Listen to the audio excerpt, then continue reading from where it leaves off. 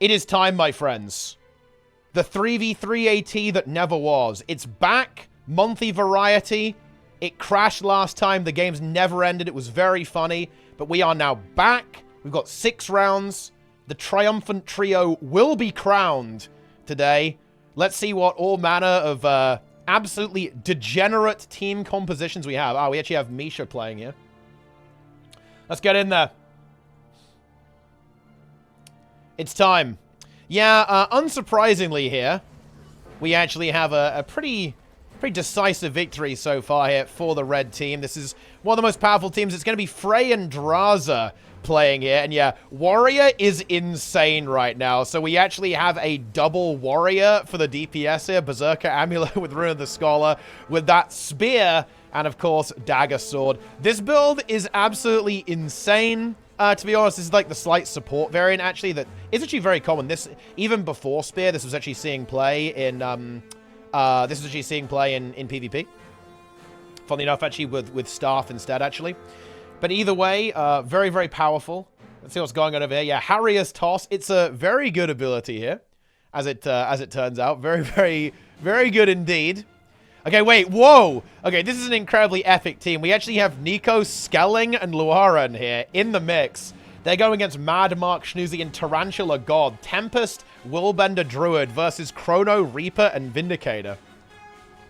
You know, Vindicator has been nerfed, actually, so kind of an interesting choice, I think, to go with this with Nico. Obviously, it will still have its damage output. And actually, this is with the Spear as well, actually, as opposed to anything else. So we have Spear, Staff here, kind of this hybrid damage output there with the Tyrant Amulet. Let's see what's going on. We actually have a lot of pressure going on to the Druid. Nico going for the kill, actually finds it. Is there a glyph build? No, this is actually like a DPS Tempest almost. Yeah, it is. With the Spear, in fact.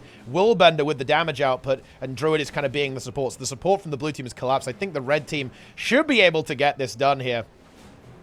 And there it is. The kill has been secured. Tarantula God has been eliminated. That's going to be a 2-1 advantage here for the red team. Very exciting. Yeah, very interesting Tempest build, actually. Sage Amulet, Rune of the Engineer, toughness and condition damage, then Relic of the Trooper, using this Spear here with Fire, Earth, and Tempest.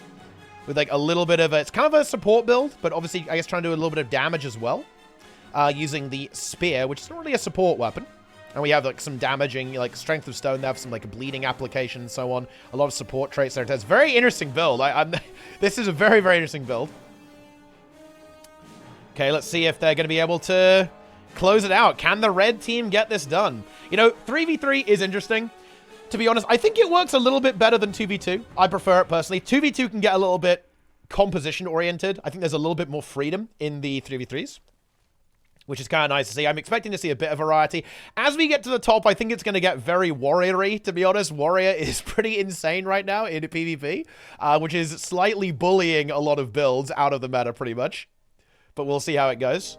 All right, so red team just got to get this done. And I think they're oh, it is a relog, actually, from the Druid to the Support Guardian. Going for, I guess, a little bit more kind of tankiness there. Oh, no renewed focus, though. A really interesting support guard build. Usually, you really want that renewed focus to give you that breathing space to survive. But going with the Signet of Courage instead, if the red team identifies, they should just be hard focusing this core Guardian. Guardian without that renewed focus is a very vulnerable, squishy target. However, it is going to be Luaran going into the downside. However, we also have the enemy support there. And actually, Tarantula got his downside there as well. Skelling connects his massive DPS on the Reaper. And there comes the rally. And this is going to be a victory in favor of the red team. And Luaran just getting smushed at the start of that game. But the team came through with the damage. Was able to win the rally war and get the job done. We actually have a GM watching this as well, guys. Like, I love to see that. But there it is, guys. Tarantula God has been vanquished in this particular match. And good news, the tournament is actually working this time. So we're off to a good start. Let's see if we've got any other... I think, yeah, is this round ending, actually? I'm not really sure what's going on. It's being a little bit weird with how this is kind of appearing. What about this Erozic match? Do we have anything going on here? We actually do. Yeah, oh, hang on, wait. We actually have 2 pretty juicy teams. Yeah, we have Prototype, actually. K-Tronada and then Nex. In here as well on the Spellbreaker, going up against Erozic, well, about to defeat Erosic, Sakaya, and Syndra. Syndra playing the Spectre here with the Blightbringer relic, the brand new one there. Of course, a lot of poison on Spectre, so getting that AoE cripple and weakness certainly going to be powerful if you have that poison application. Of course, in Deadly Arts, there is loads of poison stuff going on there. Then, of course, we have Erosic and Sakaya, but they actually get 3-0'd. And this is a powerful call. I think we're going to be seeing a lot of stuff like this. That support Chronomancer in here, of course, with, Rifle Spear, actually, yeah, for a bit more CAC. A little bit more damage, actually, on the Chronomancer on support here, with the Heretic Amulet, and that's where the Spear is going to come into play there, right? Like, having that power and precision with the healing power, but also the Ferocity. Going to be getting that DPS on the Spear, contributing to the fight a little bit more on the damage side there, as well as the support. Prototype on the Reaper and then the Warrior. So I think you're going to be seeing a lot of that. A lot of Reapers, a lot of Warriors, a lot of support Chronos, obviously. So, powerful team comp, and Red Team get the job done. They have achieved their victory here. Is that the end of this round? I wonder if there's any close games. I can't really see super well. Let me see if there... Okay, we can see the Nonamelon game, maybe? Ah, here we go. We actually have Nonamelon. Wait, dude, seriously, can people just play on their mains? Guys, please! We got Sloth. I have no idea who this player is. And we have Nonamelon here. A Bench Warmer, Spell Hunter, and Astralaria on the blue team. Red team about to get it done. Ah, slightly different setup here, actually, with the Mirage. I think it's a Power Mirage, I believe. Yeah, it is going to be this Power Mirage using that Spear. Definitely a build that, you know, is kind of popping up there. This is a key focus of the Spear with Mesmer, is actually creating this Power Mirage build. With Relic of Rivers, actually, for that Alacrity uptime. With 2 Spellbreakers, guys, you better get used to this. This build is such a beast. Like, with the Staff and the Spear, of course. So, I think a slightly less aggressive build compared to what we saw being played by Draza and Frey, of course. But still very, very powerful, indeed. Cleaning up their first match here.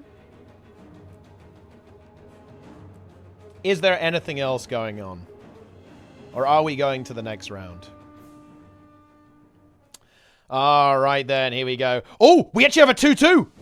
Wait, what?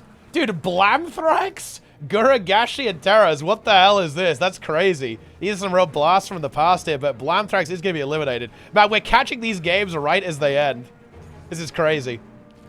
And actually, Garkos, Vicious, and Archangel Hina get the job done and defeat the blue team. Garkos, I think one of the I would say one of the most legendary ranked PvP players in Guild Wars 2 at this point. He is notorious. He sends me clips of him demolishing people on his Condi Thief and Willbender quite often. Very much love to see that. Yeah, Garkos used to be a Thief main. He's definitely kind of a Willbender main these days. I see him play a lot of Willbender. And here he is, ready to pump, ready to infest the ranked ladder with his degeneracy. Love to see that. Yeah, Garkos is a beast. We all know it. Okay, so I think there might be like one more game going on somewhere. Oh, here we go. Actually, yeah, this one's not even close. Ooh, wait, who's winning? Oh, blue team is winning, actually. Oh, what a bloody game. One player fully dead on the blue team, but they managed to get this revival. Wait, is this a vengeance? This is a vengeance. Wait, surely we don't see a rally. We have the balance dance. He's got to go for it. Wait, he's going to land it. This could be huge. Oh my god, he actually rallied. No shot. No shot. I don't believe this. He gets the heal. He won the 1-in-4 and is now going to win the 1v1. Oh, gets the hit by the stun though by the Reaper. The Reaper doesn't have a follow-up though. Oh, but the Connie's too much and the healing's going down. Wait, can he vengeance again? He's got to go for this. No. Oh, the Reaper actually just managed to connect there with that elite skill. Getting the stun on the Warrior. Oh, and yeah, the Warrior maybe didn't have an evade, wasn't able to avoid that, and the Reaper kept the cool there, and yeah, had the stability to get that stomp. So there was no crazy second vengeance shenanigans there. Ah, that was a big stun there from the Reaper. So well done there to the Reaper for securing that kill. What a crazy comeback. Hey, we're on to the next round. So we have a variety of teams that could be interesting here. I kind of want to see who's playing, actually. I think a lot of people are playing in this, because this is a brand new title, right? Nobody has the title. Okay, Elite Wind Trader on the Dragon Hunter with Luna. And then whatever this is. Going up against, it's Benny, Mr. Popular, and Ellie. Let's see. Let's go have a look at another game. I want to find the team that Roy is playing on. Okay, I have to watch this. You guys want to see some technology? Okay. We have the triple Dragon Hunter team, guys, coming up here. I don't know about this, Cole. Roy and Cole here on the Dragon Hunters, and they are ready to pump. Let's see how this one goes. So we have the triple Dragon Hunter, and they are just stacking up, utilizing their powerful defenses. Is it really working, though? Not totally sure about that, to us. They're trying to get these blocks off and bunker through all of this damage. Is it working? I mean, the blocks are coming through. Are they getting any damage output onto their opponents, though? The Sanctuaries are down, blocking the projectiles. Tempest supporting here from the red team. The red team is being repelled. They are actually being repelled now. And the Tempest is burning to death. The heals come through. Dagger, they don't know what to do. The red team is, like, in fear right now. Meanwhile, blue just solidifying their position.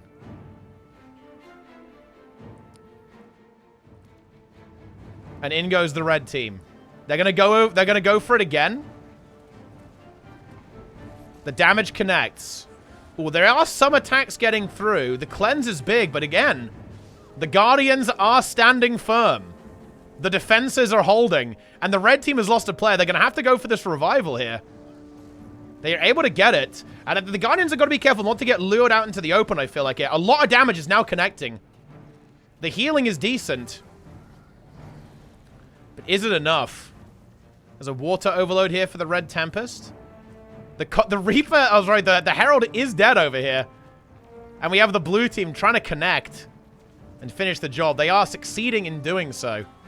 They have connected. And the blue team, with this unholy abomination. Wait, oh no! This is a joke. XD? The red team not happy about this. Roy getting called out for even engaging in this degenerate behavior. Sad GG. ArenaNet Roy dominating the player base here. Once he lost to the Guardian NPC, now he is the Guardian NPC. Okay. He's calling you bad right now. That actually doesn't surprise me. That actually really does not surprise me, guys. Roy is known as one of the most toxic players in the entire game. If I was a GM, I would ban Roy. All right, here we go. And once again, we activate. This, by the way, is a very exciting cook, utilizing Tenacious Defense to massively reduce the cooldown of Shield of Courage for very high block uptime. But they've actually got it! Wait! Roy instantly feeds! What?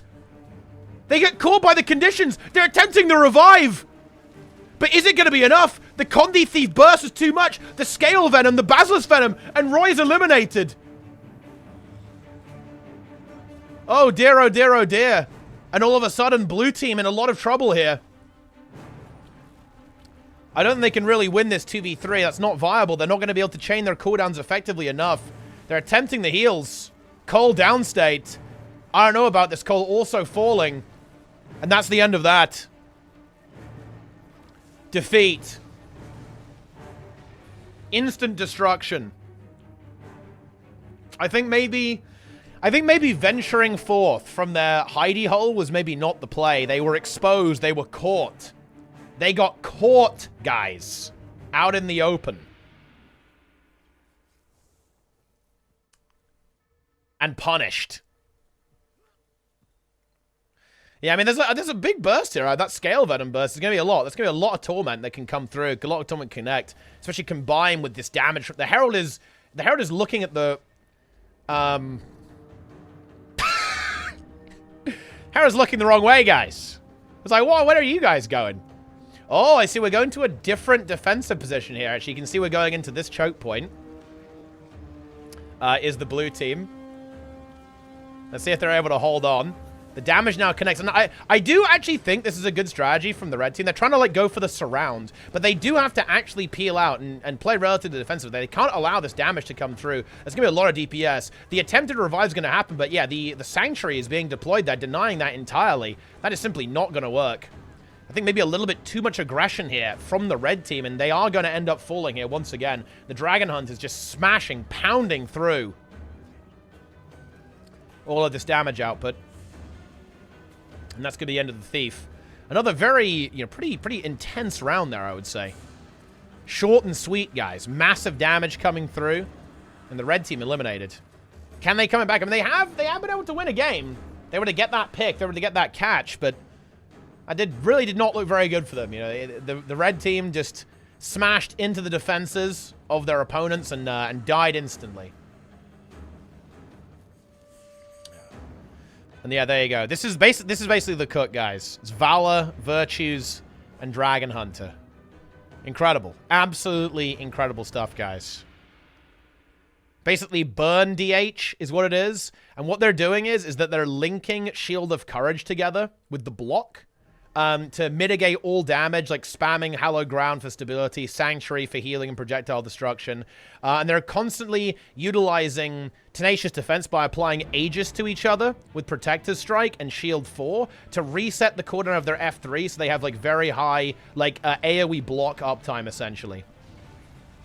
You can see the damage does still kind of come through there, like 16 bleeds. It's pretty painful, but they do have all these Purging Flames, right? Because what they're doing is they're almost like a porcupine. They're dropping the Purging Flames on themselves for big AoE burning damage, but also the Condi Cleanse, right? They're able to cleanse a lot of conditions using this multi-purpose ability, right? It's 8 conditions removed, and of course, they can drop all 3 of those at the same time with a short cooldown. Now, Roy is under pressure. He's going to have to renew here, I think. He does have to renew.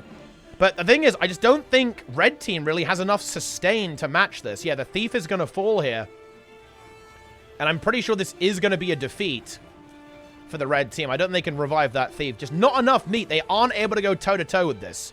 There's simply too much, just almost like retaliation, right? Of course, that boon doesn't exist anymore, but they are getting punished for basically pushing into this powerful group. Kind of abuses the game, but okay. Red team not happy about this, and blue team wins. GG, well played. Apparently, the Not a Melon game is interesting. Let's have a look at that one. I am scrolling to find it. All right, hit. Whoa! What the hell is this? Triple Spellbreaker is activated. Not a Melon. Okay, Meridius and Sloth. Triple Spellbreaker. 3 O's. Prototypes team. Reaper, Spellbreaker, and Chrono. Utter demolition here from the Warriors. It can't be stopped. It is God. Yeah, I mean, who could have seen this one coming? But anyway, look, guys. It's early on in the expansion. It's going to be a little fiesta. You know, it is what it is. It is what it is, guys. It really is. We're going to have to just enjoy it. Going to have to embrace it for a moment, you know? What other games are going on? It's quite hard to see which ones are still going, actually. What about this one? What about that one?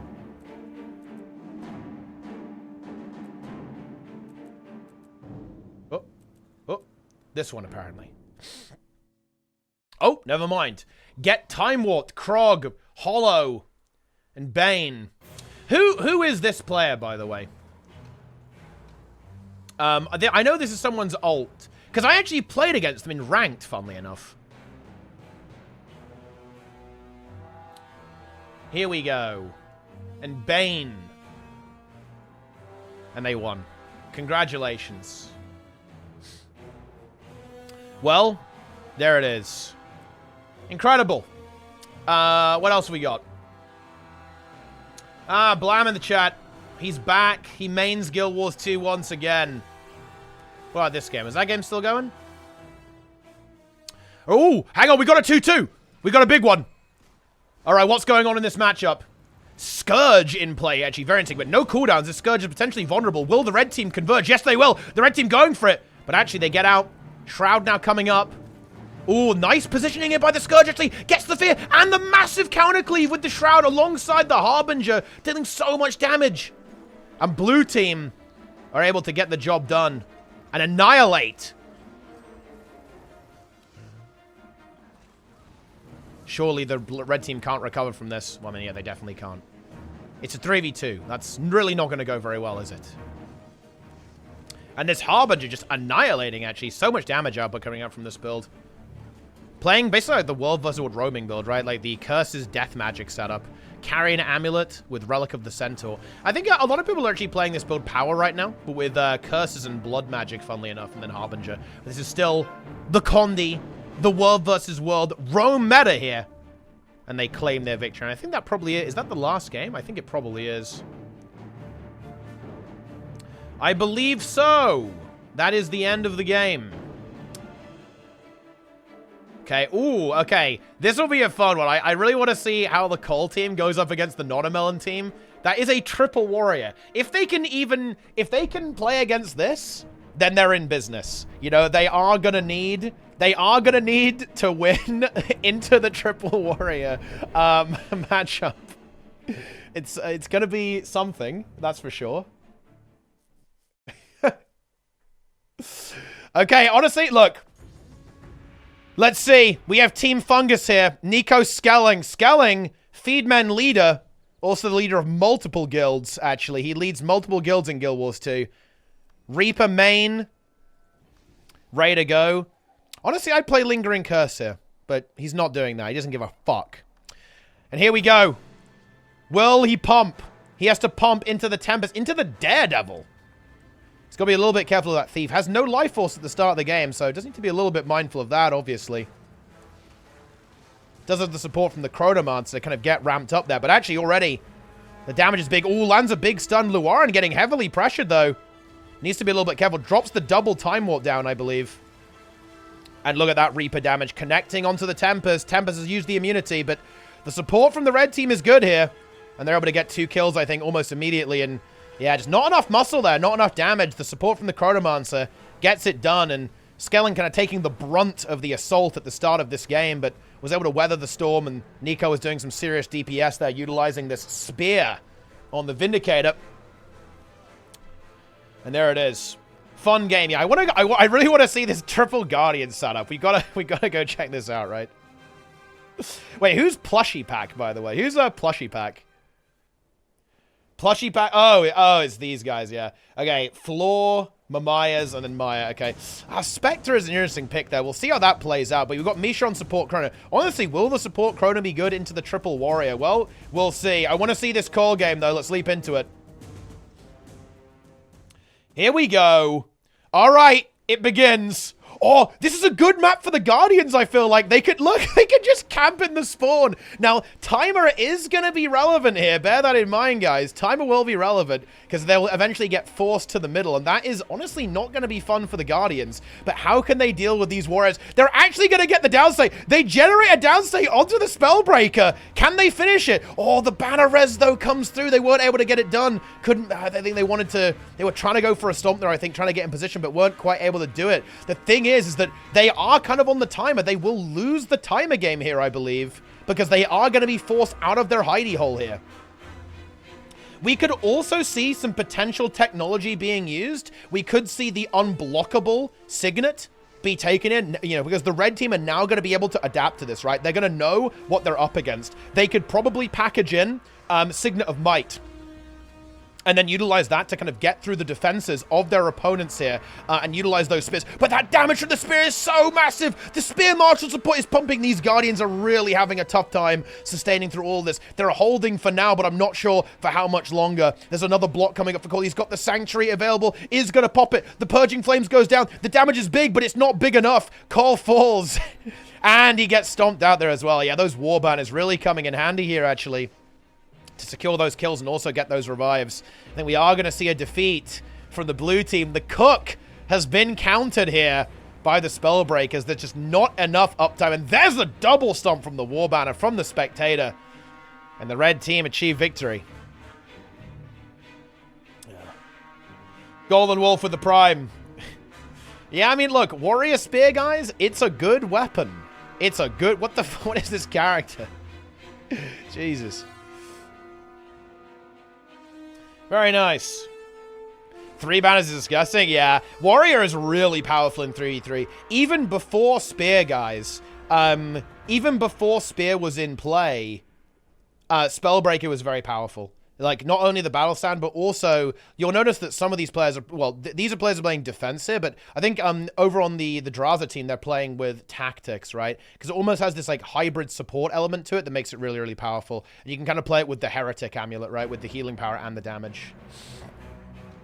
And you play, yeah, the old, like, staff build, too, is really powerful. Okay, we're going for a different approach here, but they immediately get CC'd. They're getting chain CC'd here. The CC from the Spear is massive. They're trying to take the fight up here to the middle. Let's see if that's going to work out. They're going to try and bunker it down, utilizing the projectile block. But the Spear Marshal support is still landing. It's still connecting very heavily. Cole going with that stability. One of them being chased down very heavily. Has renewed focus, is now using it. Has that block, trying to defend the team, but it's not quite connecting. The Warriors are finding these openings, finding the ability to connect that damage. The healing is big.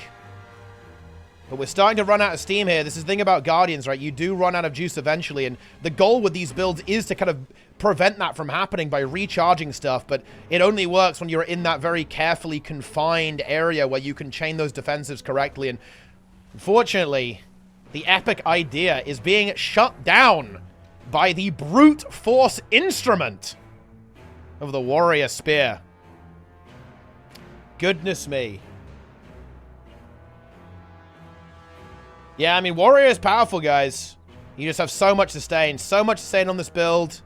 Loads of Condi Cleanse, loads of damage output, loads of that sustain. I mean, look, the defense straight line, guys, it really does put in the work, you know? It's very, very good. The adrenal health and the cleansing ire, very powerful, especially with Spellbreaker, because you can just get so many burst skills off, right? You can just constantly reset your burst skills, continuously rotate through them, and end up just with like a huge amount of sustain by utilizing these abilities. We've even got the Banner of Tactics in here as well, Balance Stance, Shake It Off, so they have AoE Condi Cleanse for the team, and also that's a stun break as well, by the way, guys, like insanely good. I mean, Warrior in 3v3 is actually insane. It's very, very good in these kind of skirmish situations, which is ultimately what 3v3s are. And here we go. Can they make this work in this final round? The Guardians, they're going for it. They have decided to come up here to the middle again to try and kind of make their stand. Let's see if it's going to work. Have they changed their build? No, we're still playing the same build. Torch offhand for a bit more damage. But Cole's already fallen. They have to go for this res, but the ban is going to be landing very soon, I believe. Yep, it lands. And the damage connects. Roy, and I don't know about this Cole, they're in trouble. And I believe they are about to be cleansed from the Azura Arena any moment now. And yeah, there it is. ArenaNet Roy is being finished off. Achievements being earned by the red team. And boom, there it is. Roy is defeated. He's learned from the Guardian NPC, but has he learned enough? Let's see, are there any other big teams going on? I believe that's kind of most of the kind of main rosters, I believe, who are kind of going to be blasting. Let's see what Sin's team's up to. I think they've already won their match. Because they're probably having some relatively easier games now. Wait, what's still going, actually? What about the Garkos game? Man, wow, these are really fast. Holy shit. Dude, everyone's just getting deleted. What the hell is this? Ah, here we go. We have the match. Let's see what the status is. We've got the support Chrono here with the Spellbreaker. Oh, with a hammer, actually. And the Reaper. Ooh, they're actually behind, actually, against their opponents. We've got the double Spellbreaker and the Reaper. So let's see what the red team can make happen. They're already a little bit spread there. That's a little bit scary to me. I like the Time Warp here, slowing down the pressure, but that Reaper is already taking very, very heavy damage. Chronomancer needs to get the support. This Reaper needs to be kiting right now. Are we going to see a downstate? We are. Will we be attempting a revival here? I mean, we have to, right? We've got to go for it. We've got another Time Warp. Maybe that could be used here, but no, it's not going to happen. And red team, they're dead. But that was a little bit anticlimactic, wasn't it? Yeah, not the best start there. Then they got spread out there, unfortunately, and that's kind of what the, you know, that's kind of what the blue team wants, right? They want to split them up, isolate those targets, and get it done. That is their mission. Oh, that's actually is one of the slower games, actually, by the looks of this. Everything else is like 3-0. What the hell? Oh, we actually have a very intense one here. Wait, we have a very close match. Blue team losing a player. It's 2-2 right now with a player down on either side. And blue actually trying to get this revenge. Blue player in the downstate. Red trying to finish it off. Can Blue somehow recover this? Both players from the red team are low, but oh, that's a brutal stun, actually. And Red are going to close it down. Finishing that kill. And there it is. Well, there you have it. Oh, that's the end of the round. Let's see. Do we have anything spicy coming up now? We need to see the triple Spellbreaker versus Misha's team, I think. That is what we need to see. We're not going to see it yet. Who is this team, actually? Exag. Okay. Ah, okay. Okay, this could be interesting, actually. We actually have a French cook. We have a French cook. And the French love their support Vindy. So we actually have two similar approaches here. We have, of course, Kill and Goku playing the Spellbreaker. One with Banner, and it's going to be one with Rampage, actually.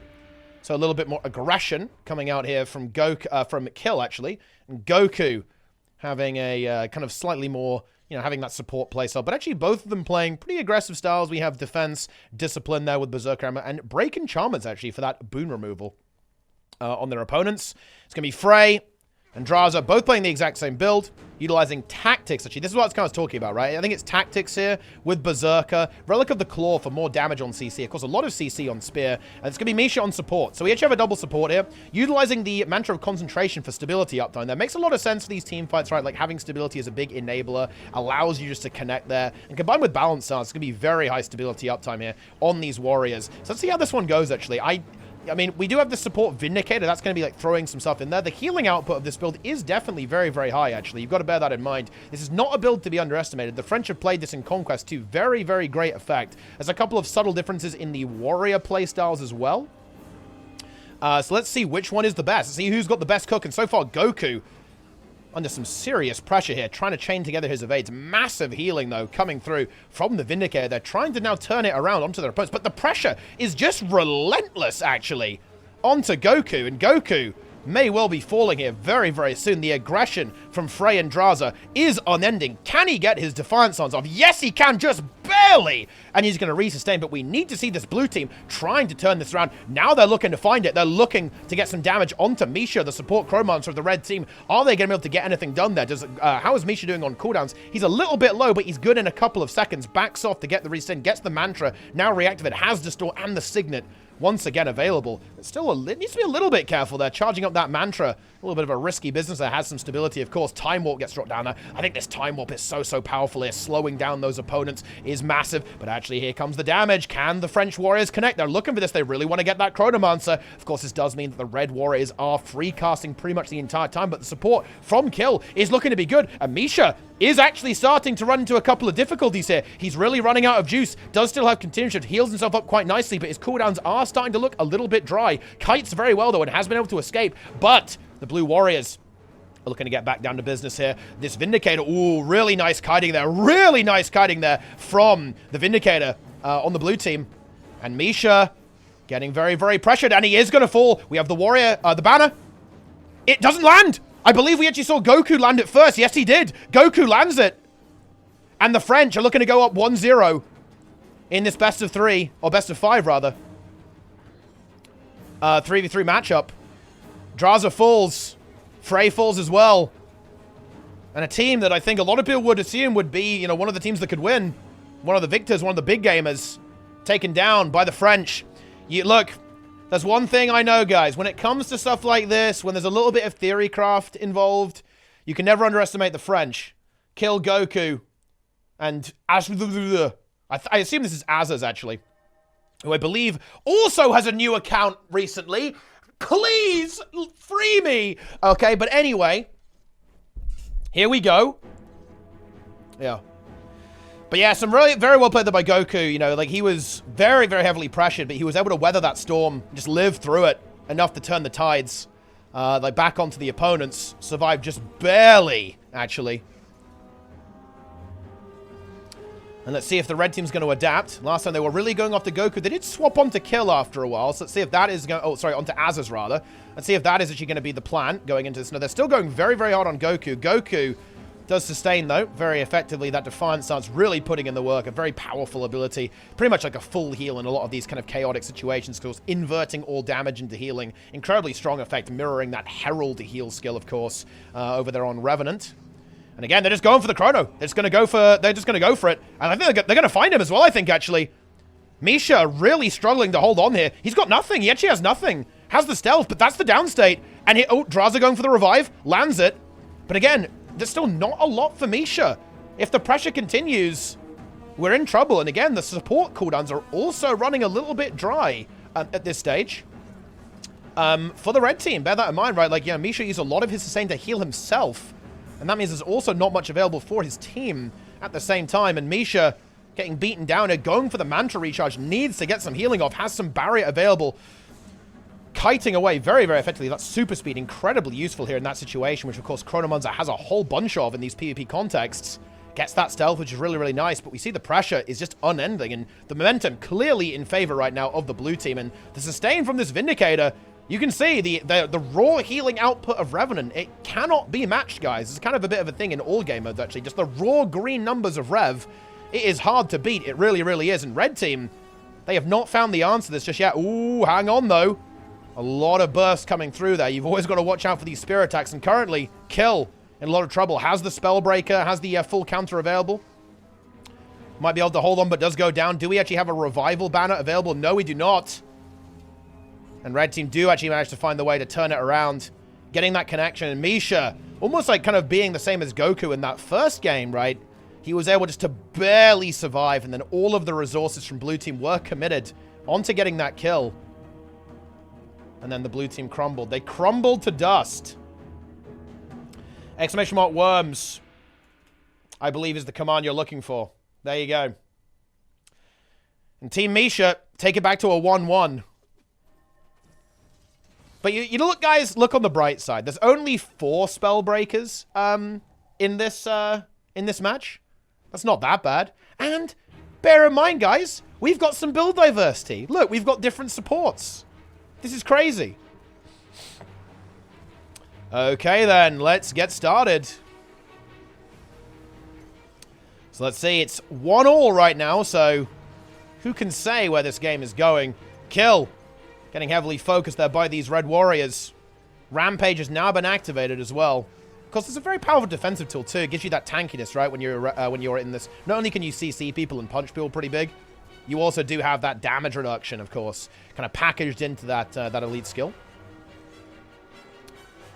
And it looks like we are going to be going for Frey this time, actually. Is going to be the big focus. Of course, both warriors do have the banner, so there's always that revive potential. If one warrior dies, the other can be revived. The only player who does not have that revive ability is the Chronomancer. And of course, the Rev doesn't have that as well on the blue team. Oh, massive burst going through those Spear Marshal supports. That Spear 4 doing so much damage. If you're able to land it with a CC, denying the dodge from your opponents, the damage output is unbelievably fantastic. And Vindicator also in a little bit of trouble. There's a couple of heals left over and defensive tools coming up in a couple of seconds. Frey getting nuked right now. Has Defiant Stance though, so should be okay. Ooh, got CC'd. Was just barely able to hold on and get that stun break so he could actually live in that situation. Lots of stability coming down now, and Goku now under some pressure. Gets re-healed though. Has Defiant Stance up in a couple of moments as well. Holding on quite nicely. Has actually the Stomp as well for an additional stun break and, of course, even more CC. Difficult to get any kind of CC, I feel like. There's so much stability about the place with all of these builds applying not only stability to themselves, but also to their allies. Very hard to actually connect these powerful control abilities. Kill. Trying to hold on there. Still does have, like, he has Defiant Stance, so he's probably not feeling too bad right now. And both teams kind of looking for an opportunity. Kind of looking for when their opponents have got no cooldowns. So they can find that opening and get those kills and get that damage done. Meanwhile, the timer is ticking, which, by the way, could be relevant here. So keep an eye on that, guys. Rampage being used by Kill. It's kind of hard to say which team is going to have an easier time in timer. I would say a big part of it is going to be like who has cooldowns up, like who has got their Defiant Stance available. Because even though you won't heal after timer, it's still basically an immunity, right? And having that immunity is going to be really powerful after the timer. Oh, but hang on a minute. Frey in a little bit of trouble. The focus from Goku and Kill is starting to connect.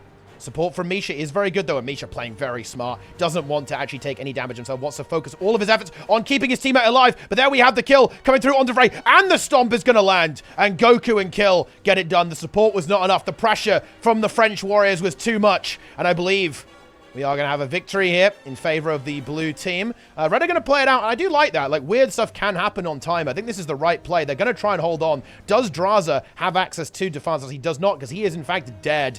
Misha does not have the store either, so I think the potential for any kind of shenanigans is unbelievably low right now. Has no major defensive tools. Won't really be able to hold on super well in this matchup, and cannot do the miracle 1v3. Quite unsurprisingly, to be honest. And it's 2-1. In favor of Team France. There it is. Goku lands the banner.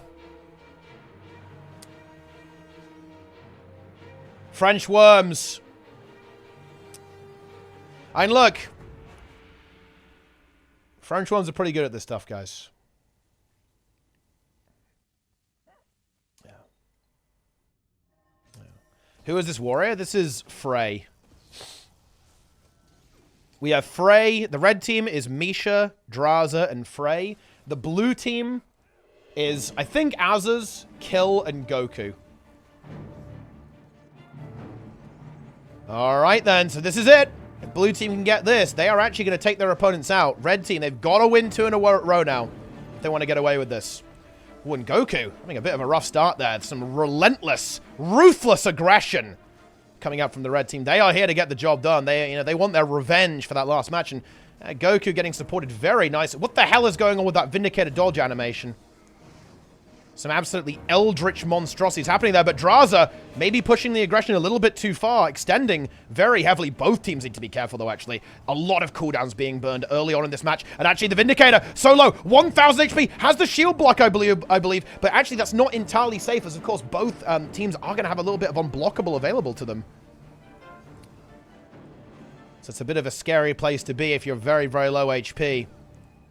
But the resustain does come through. Some absolutely colossal healing outputs. But I think both teams hurting right now. Red team feeling pretty low on cooldowns right now. Draza wants to turn it around, though. Wants to keep the pressure up onto Goku.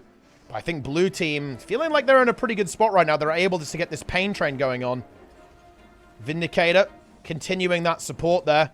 And the Chronomancer from Misha, oh yeah, very low on stuff right now. No Distort, no Signet. This could be the end for Misha. He's in a lot of trouble, but Goku pushes forwards and takes very heavy damage. Can they get the downstate? This is going to get really close. He was going for the revive, and actually Goku's going to go downstate, and the banner lands. But can they turn this actually? This is not over. This is not over whatsoever. We actually have the crowd down. Oh, that was a nice pre-banner there. Both banners did get used. One for the stomp and one for the revive. That was very, very fucking clean, actually, there from the red team. They knew he was going downstate. They knew it, and they countered it. They precast the banner. No possibility of a stomp there. And we're going to take it to a 2-2. That's how it is. 2-2. A very bloody game there, like both teams pushing it to the limit. It's going to be red team getting the best of this one, but you can really see it's just very difficult. Like, where do you draw the line? Like, how far can you go with the aggression?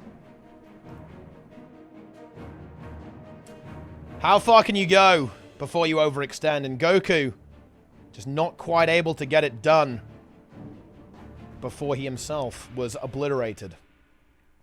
All right. So this is all it comes down to. It is the ultimate grand finale. Well, at least of this round.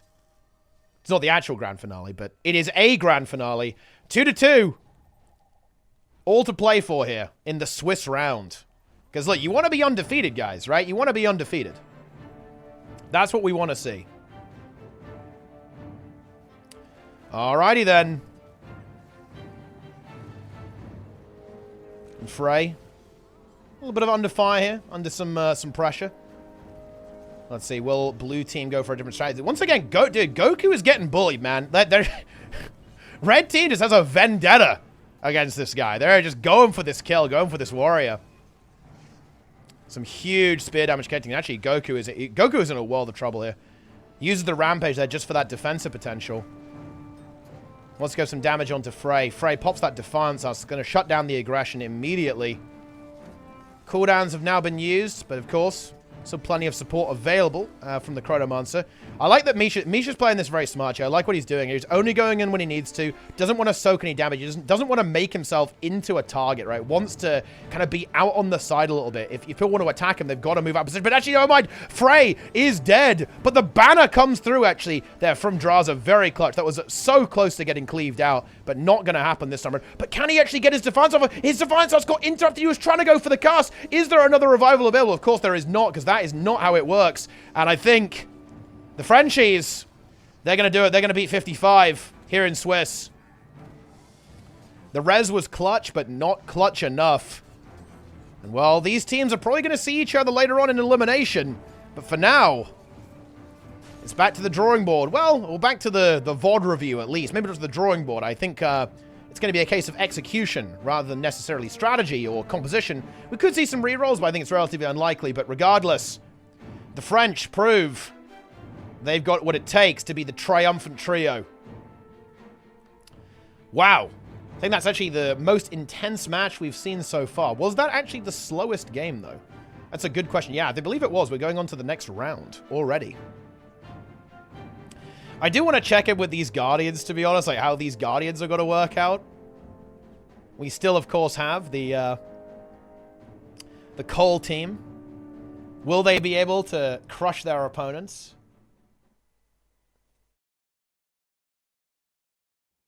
Okay. Can the Triple Guard, can they do it, guys? Can they defeat the Spellbreaker and the Reaper and the Chrono? I'm curious if we're going to see like a full bunker attempt here. I think the problem is that if blue team fully bunkers, I'm pretty sure that red team will realize they can literally just wait for the timer. And on timer, I think this gets very, very scary for the blue team. Yeah, they are going to attempt to go for a full bunker. And red team could recognize that this isn't going to work and just wait the timer out. Like, that is, in my opinion, very viable for them to do. They don't need to push. They are going to win the game on timer, I think. We have the unblockable on the Reaper as well. Some pressure through the wall. That's also kind of annoying, actually, like with the staff. Yeah, the shouts will hit through the wall as well. Now, I think that the red team does have to be a little bit careful not to just kind of really get in there and play into the trap of the opponents here. But as long as they just, like, burn a bunch of cooldowns, keep the pressure up, I don't really see the blue team's plan working here. Again, like, if red fully pushes in, then I think it could be scary for red, but I think red is going to have the awareness to not do that. And instead just go for pressure, be annoying, get some damage going, waste a bunch of cooldowns, and not necessarily full commit. Although it looks like they just might well be able to do that, actually. This Reaper doing a huge amount of damage. The Spellbreaker also doing a good job as well. Now, they have to do a little bit careful here, I think. They're almost getting surrounded here as well. This is kind of weird, right? They're not able to get their defensive block formation set up correctly. Oh, that's a really brutal stun. That might be kills. It is kills. That was a really massive stun there. Chilled to the bone lands, and that's a full cleanup. Vague versus Notamelon. Who is Vague? Let's see who that is. I'm being fed who the account names are to look at. Okay, what have we got? Oh, what? Okay. Ooh. Oh, yeah. This is. Oh, yeah. This is these guys. Okay. Oh, wait, this is a very weird matchup. This is the triple Spellbreaker setup. Is this a double support or a DPS chrono? That's a DPS chrono, actually, there, with Rabid Amulet, Relic of the Akeem, Chaos, Illusions, and Chronomancer. Looks like we're going to timer here, which is kind of interesting. I think the problem is that the Warriors are pretty damn good on timer, right? Like, they have that Defiance Arch, which is just so good. When it comes down to just, like, trading HP, going fully immune for 4 seconds and having all of these evades and blocks is unbelievably powerful. I think the Warrior comp is very good after the timer, unless the Defiance stances can be forced out and unless they're already low HP with, like, low cooldowns. And red team are certainly actually having a little bit of difficulty with that. Ooh, the Warrior does go down. The Warrior is downstate, actually, as we can see there. And this actually could be a good sign for blue. Blue is setting themselves up for a good position in timer. There's the Defiance Arts. That's actually very good. That means there is not going to be Defiance Arts for a little bit until into the timer for this red Warrior, which is going to be a problem here. And as long as the pressure from blue stays up, I think this triple Spellbreaker comp is actually going to lose here.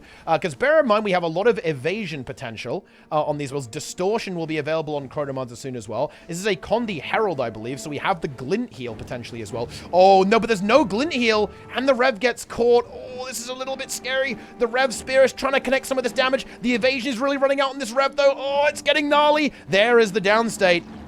And the Spellbreakers... yeah, they have that Defiant Stance still available, and the pressure is too much. Blue team wins.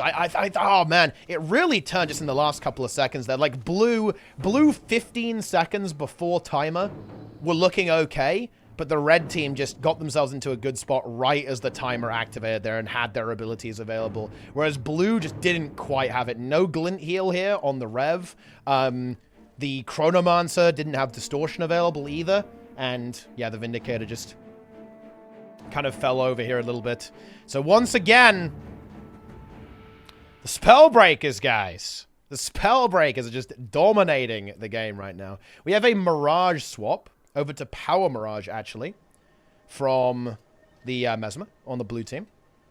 Let's see how that's going to go. Utilizing the Spear and then Sword Shield with Ruin the Hollowsmith. So a lot more damage, you know, a lot more burst, right? The Condi Chrono is like a slow burn build. This is just all-out aggression, pretty much. And that is a lot of damage there on that Mesmer Spear. Can they actually get some value here? Yeah, I think it is going to be this game of sustain, though. We've seen how well this support Vindicator can do, although... wait, what is this build? Yeah, it is support with Sage and using Spear, so it has like a little bit of Condi damage to it as well. Pretty interesting to see that. Of course, powerful CC too, right? The Abyssal Blot, very nice CC ability, like AoE pull, always something very good in these competitive modes. And let's see how this is going to go.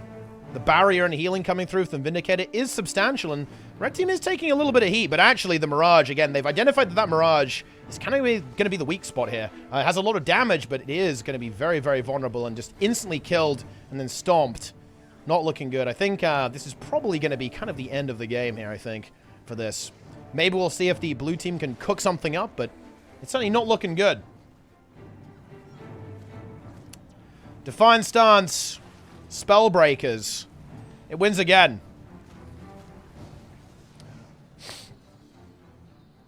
Listen, guys, I wouldn't panic. I think Spellbreaker is almost certainly going to get nerfed next week.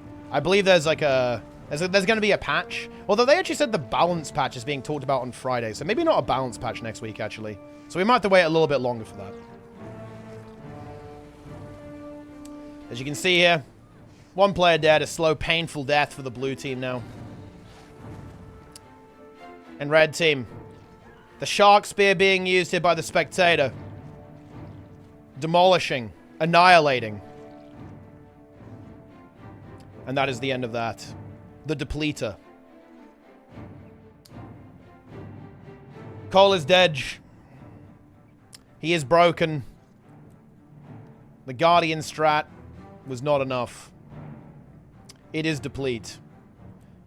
What's Avatar's team? Oh, hang on. Okay, we've got to spectate this game, guys. We actually have Melly here on support. Is this support Scrapper?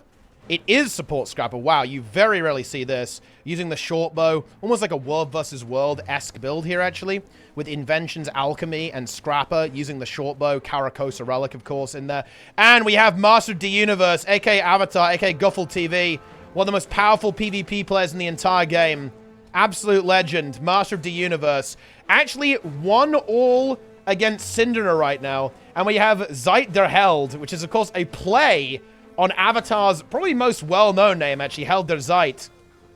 And connects onto Syndra with the Reaper. And there is the downstate. Is there a revive from the banner? Oh, it actually gets cancelled. Not able to get the banner. Is going to attempt it again, though, surely. Is going to go for it. Will it land?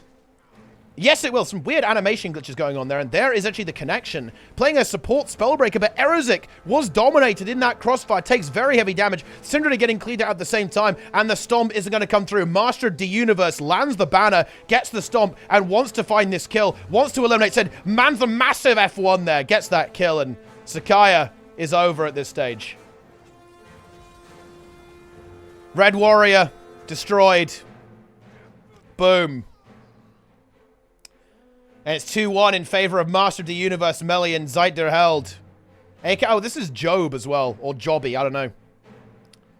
Legendary Necromancer player. Logged into the game just for this.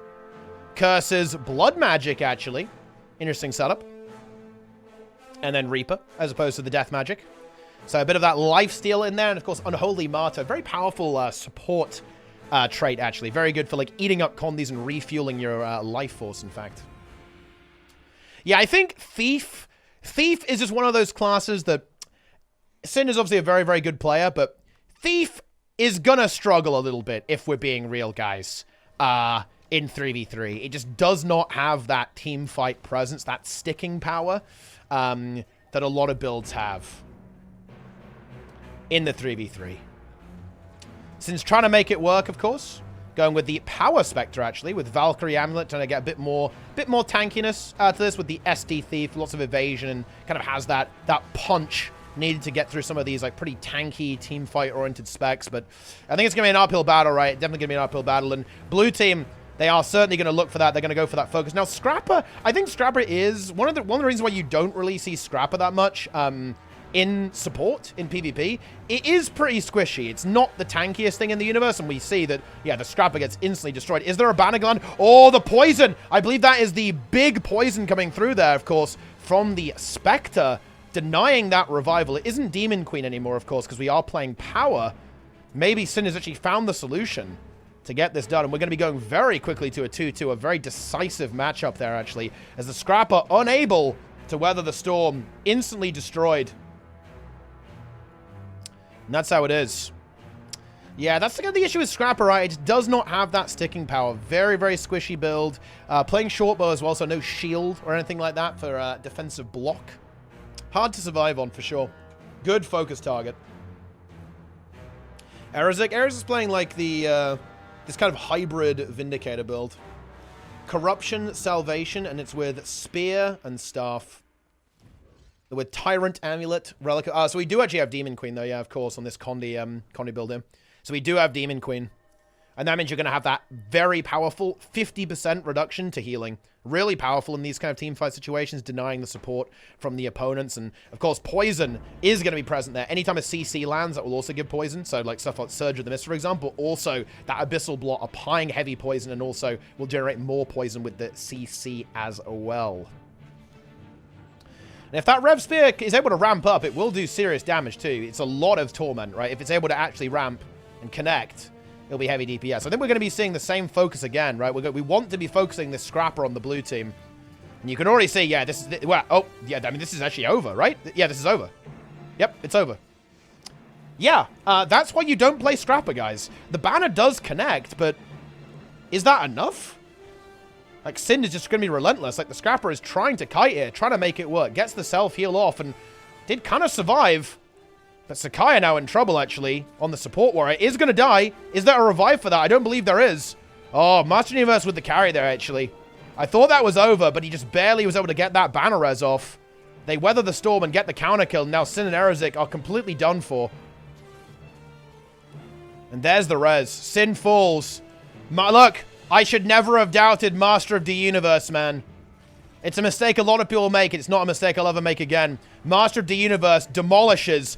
Boom! With a Harrius toss to end this match. Final dancer there from Master of the Universe. Ends it. Fat Boys Inc. wins it. Crazy game. 3 out of 5 rounds have been won for Fungies. Good job, guys. Love to see that. Was that the end of the round? Oh, there's still one going somewhere. Which one is it? Ah, it's this one. Okay, have we got... Ooh, let's see what... this. I think this has to be a 2-2, unless this game started very late.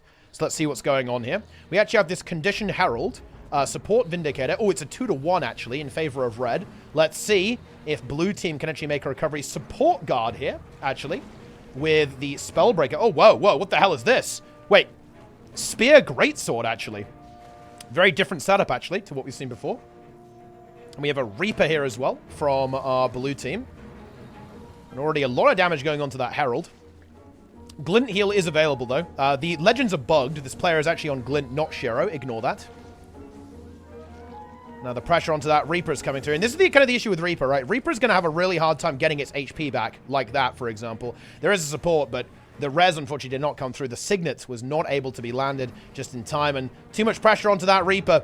And red team are going to get it done. There was that victory for the blue team at some point, but unfortunately, I cursed them and completely denied them their victory, right? That's what I like. That's what I like to do, guys. I like to just join matches where teams can win, curse them so they can't win, and deny their comebacks. Because I love defusing the excitement that a good underdog story can have. And that's going to be the end of that. Blue team eliminated. I wonder if that is, in fact, the last round. It may well be.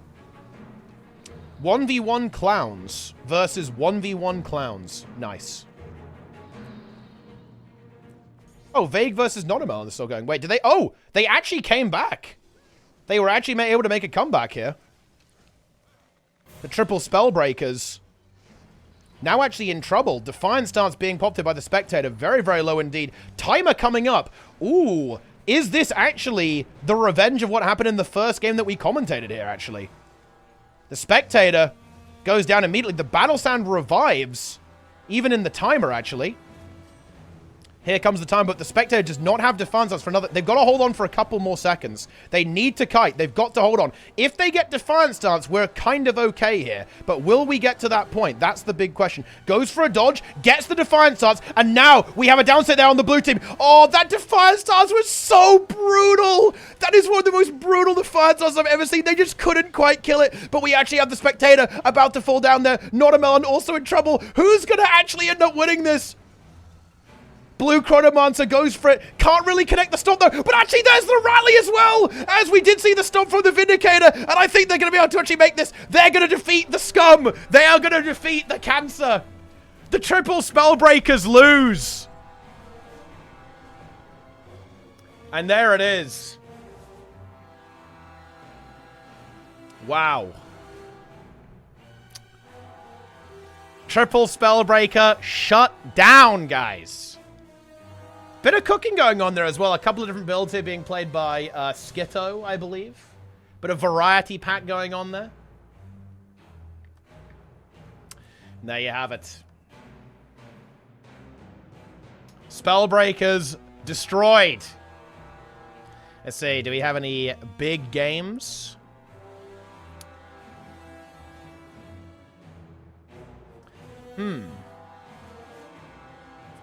Let's see, let's have a look at Fungus, guys. Let's have a look at Fungus. Fungus. We have Luaran, Skelling, Nico. They face Radram Sharpseye, Mahai Sethep, and Gary Pajamas on the Willbender, Reaper, and Soul Beast. This is a bit of a scuffed comp. Wait, Condi Soul Beast. Look, if red team lose here, I'm gonna make fun of them. And Nico's given in. He was playing the Vindicator, but he's given in. He has embraced the spear at this point. He loves to see it. Loranich taking a lot of damage here at the start. Needs to be a little bit careful. Needs to cycle through some of these cooldowns and hold on. Loran actually in terror. Gets the Signet off, though, and actually is able to hold on. Needs to get peeled out by the team. Just getting trained down, but actually does hold on low. Very nice stun there, actually, by Skelling. Takes a lot of pressure off the Chronomancer here on the red team. I think red have got this. Little bit of a messy game, though, if I'm being honest. Was maybe a little bit closer than it perhaps should have been. And blue team get it done. Well, and when I say get it done, I mean they died. Red team win.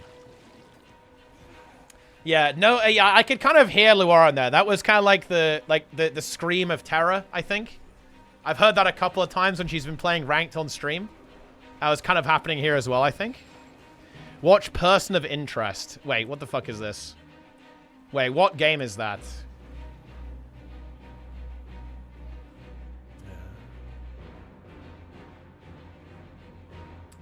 What game are we looking at?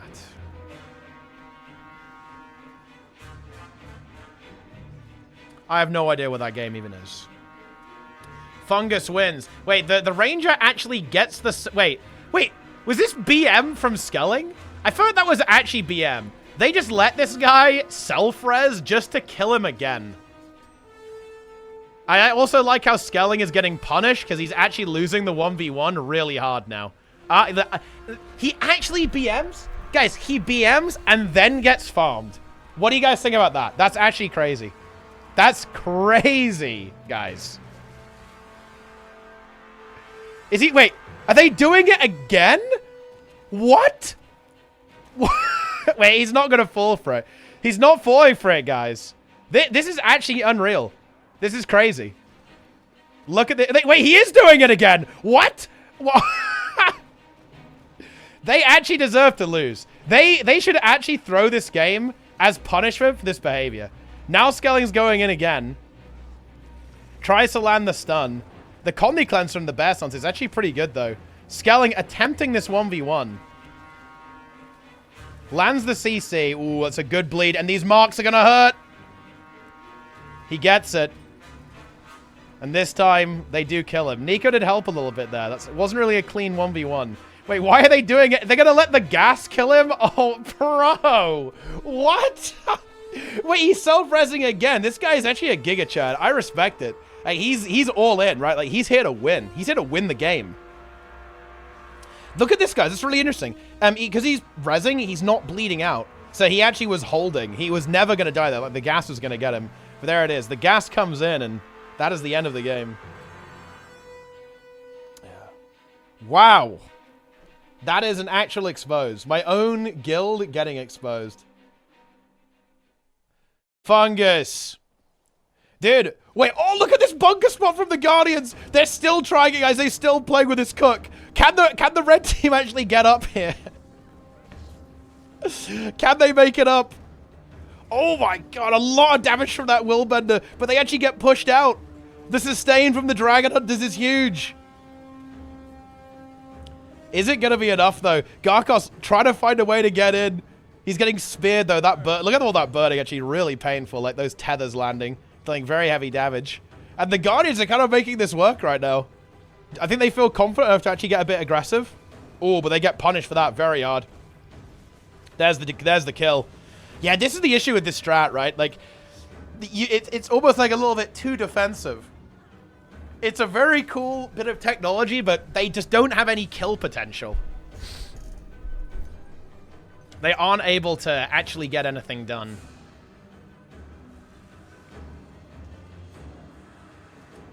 Let's see what's going on. Mighty Melon Mercenaries. Oh, this is actually a pretty interesting... oh, yeah, this is a good one. Let's have a look at this game. Okay, so we have Calamist, Zintrex, and Hamster, in fact, here. They've just won a round. Let's see what the score is. Let's see what we got. Wow, 2-0, actually. The triple Spellbreak is not working, guys. They're being denied. Okay. So this is with the Rabbit Amulet. That makes sense against the power damage, of course, of their opponents. Relic of the Reaper and Dolyak. So a lot of toughness with death magic. But even so, the damage of those warriors is absolutely huge. I think not the worst thing in the world for the Necro, though. The Necro's going to have to kite quite nicely here around this map and kind of block line of sight. Kind of annoying for the spears to connect, whereas the Necro can just kind of do stuff like this and just continuously attack quite nicely. And yeah, we already have a kill already. Like, Necromancer pressure very, very high, I think. Especially combined, of course, with the Warrior that's also being played by Zintrex. And Red Team in a huge amount of trouble right now. Another Warrior falls. There is another banner. Is it going to land? It is going to land, but now we've only got one banner left, and it's on a very low Warrior. So if this Warrior gets focused, then that is going to be the end of that. And that's exactly what's happening, by the way. Necromancer, Reaper, looking for that kill. One thing that's actually kind of interesting about Defiant Stance, of course, is that if you're playing a Condi build, it's honestly not the worst thing in the world just to keep, like, nuking through that, because you can just apply Condis and they'll tick afterwards. It's actually kind of something that's interesting about Condis in this regard. Because the damage is backloaded, you can just, like, Condi someone up if they're basically already on full health in Defiant Stance, and then they'll just take damage afterwards, right? Ooh, Zintrex, though, does get taken out, and the Chronomancer died as well while I was explaining conditions and how they tick. So we're going to be taking this to a 2-1. Boom. We love to see it. Yeah, they did. They got a little complacent. They did. They absolutely did. We love to see it.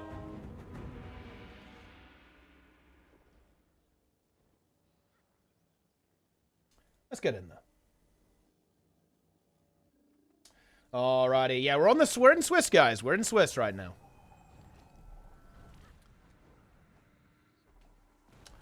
Alright, here we go. 2-1 in favor of blue. Red bringing it back a little bit. Let's see if they can get it done again. I think the key is going to be trying to get rid of that support, right? If they can get rid of the support or isolate the Reaper, one of those two things. Reaper's going to be a little bit difficult to actually get there. And this Necromancer, the Necromancer is providing so much pressure here as well. I really like the choice to go with Lingering Curse as well. I think that's a very smart decision here. I've seen a lot of Necros not going for it, but I really like it in these 3v3s. Having that AoE corrupt is just so massive. And yeah, and look at the aggression. There's so much aggression. I do think Necro is hard to engage on this map because it just has that range pressure. It can line of sight super well, and it can just attack. It can connect its damage so well on this map, I feel like.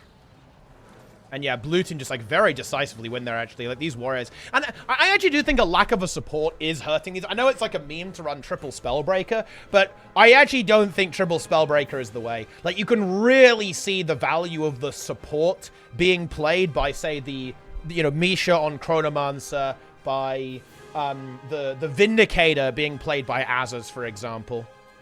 You need that sticking power in these fights. Like, triple DPS, I do not think is the way, to be honest, guys. I really do not think it's the way.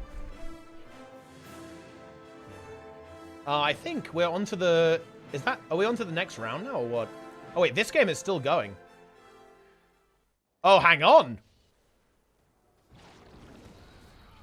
The Warren in the downstate. Can they actually finish this? If they can finish this, blue team can come back. Gary Pajamas going for the cleave. Warren gets cleaved out. We're now in a 2v2. Skellig and Nico versus Gary Pajamas and Mihai Setup. And honestly, I'm not sure how I like this, actually, for the red team. This Reaper is in so much trouble. 5 seconds left on Shroud. Has nothing left, but actually the Willbender on could be below as well. The colonies are going to tick out very soon. Nico lands the F1. Can the Reaper somehow do a miracle? No, the heal skill from Skelling is going to connect into the Reaper Shroud there as well. There should be enough. The cleave should be big here from the Reaper. The CC lands denying the elite shout. Reaper goes for the Stonebreak. Attempts to rob, but there's no way that's going to work whatsoever.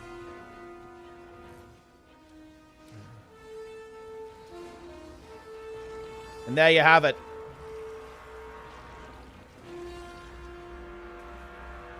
Boom. Game over. 3-1. Fungus wins. Oh, what the hell is going on here? We have a timer game going on here, actually. It is going to be won by the red team here. Boom. The banner lands. And red team win. Okay, we have to watch this game, though. This could be very interesting. Guruk actually on the Firebrand, actually. This is not a build you see very often. It's honestly not that bad. To be honest, it got buffed a lot. Then it got overshadowed by Chronomancer almost immediately. But it does exist. And the Catalyst here from Blamthrax with Dagger Dal, Relic of the River, Rune of the Revenant, and Marauder Amulet. Fire, air, oh yeah, it's Lightning Rod. Yeah, this is, I think, one of Blam's favorite builds. Definitely his signature move. It was Lightning Rod Weaver, of course, back in the day. Now we're playing Lightning Rod Catalyst.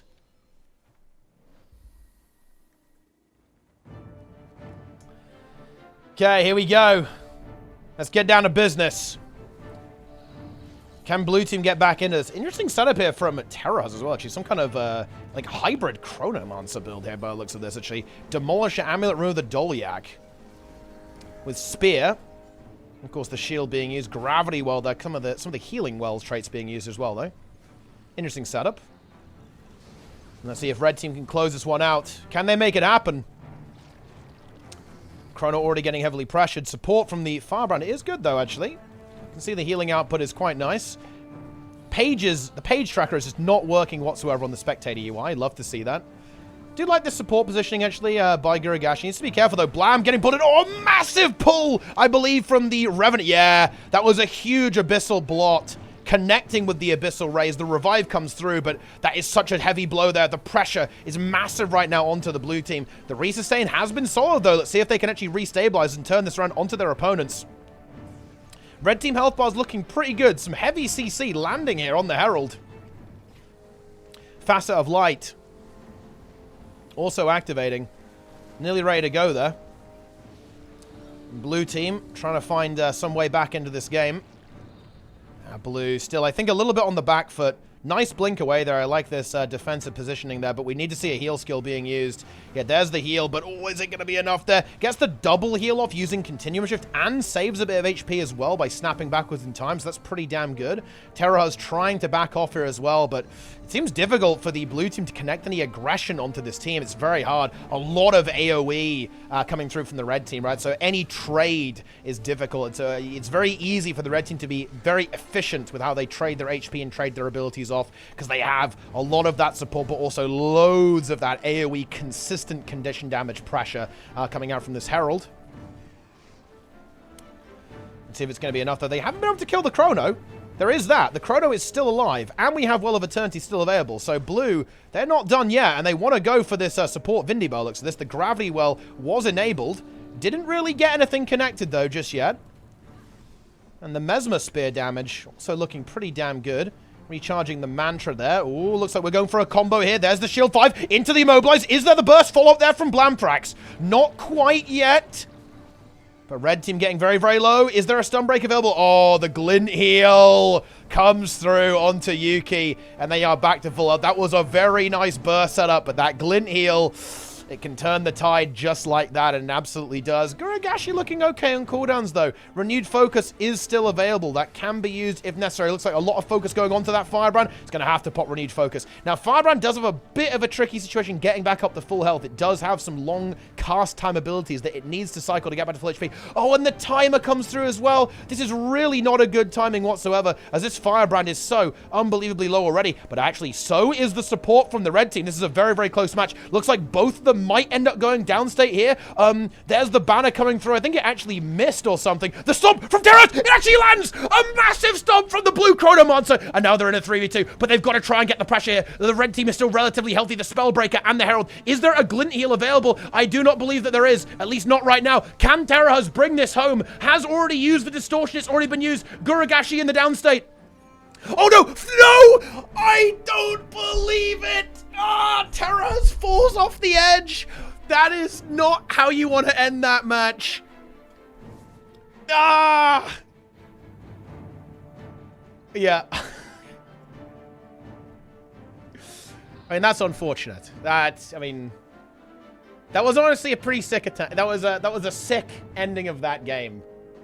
But you do have to watch out for the gas. The gas on this map is a little bit weird, guys. Like, you've got to remember it starts in the middle as well. It comes in from the edge, but also it immediately spawns under the platform.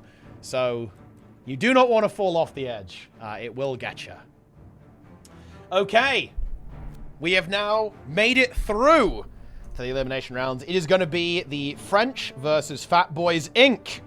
It's going to be Misha versus whatever this is. Not a Melon versus Vague, and Mighty Melon Mercenaries versus Krog. I'll see if we can maybe take a look at all of these games right now. I'll see what's cooking. But yeah, interesting matches here. I just want to quickly check what this other team is here. Oh, yeah, it's okay. I don't actually know who these people are, but you know what? Very exciting.